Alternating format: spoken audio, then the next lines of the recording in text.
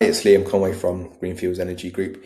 We recently put a post out about engaging with an energy broker, and I thought it might be useful to expand on some of the points that we raised. So we've often described the energy brokerage market as being a bit akin to the Wild West, and we've lost count of how many smart business people have made reckless decisions with energy contracts. Granted, at the time of signing those contracts, they didn't think they were reckless decisions, but they can probably relate to some of the points that we'll discuss over the next couple of slides. Take notes. I hope that the points people can relate to, and the underlying message to all of this is that if these points do ring a bell, just don't sign or engage. It's really not worth it.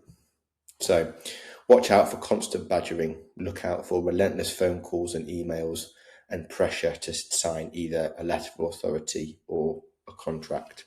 Pressure is the real key word there, I would say.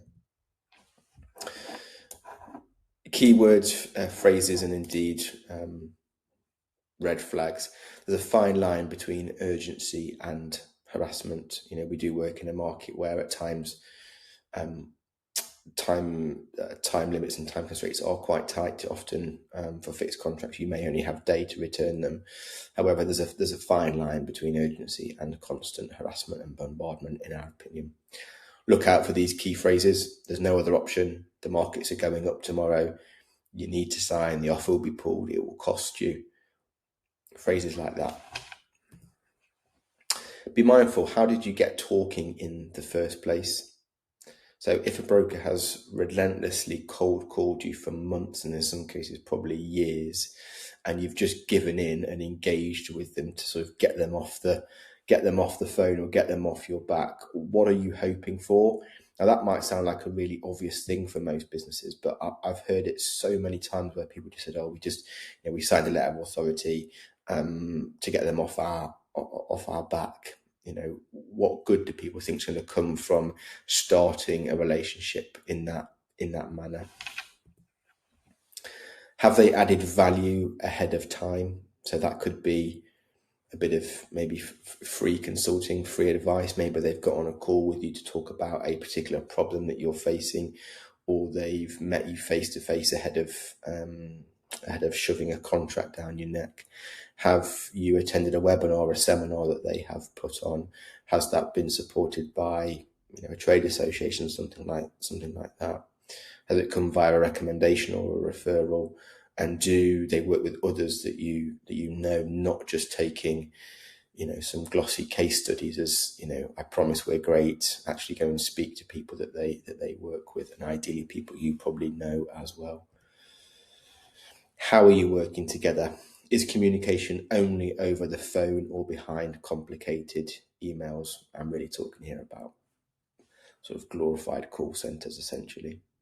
If the engagement is faceless and your broker is not prepared to spend time face-to-face or on video calls, I would question, certainly for the level of client that we typically engage with, is that the kind of relationship you really want, need, and indeed, given that energy now, again, for most of our clients, it's a top 3 business spend. It deserves more time than ever, and you need to have complete confidence in the people that are supporting you with the work.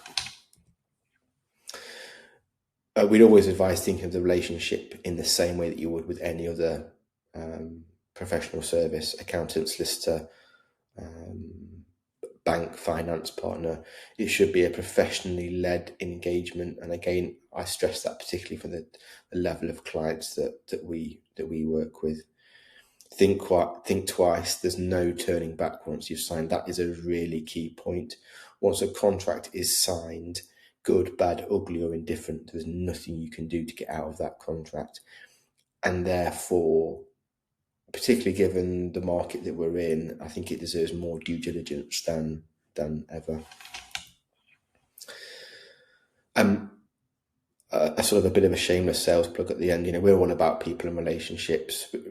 Rich and I are happy to get on calls with people, take calls, go and meet people, and add some value. But the key message really is, don't feel pressured and harassed into signing a letter of authority. Don't feel harassed into signing a supply contract. Take your time, think about it, and engage with people who will give you good advice. The difficulty for you as businesses is trying to establish who's giving good advice or not. But hopefully the points that we've raised previous to this final slide may give you some pointers in that.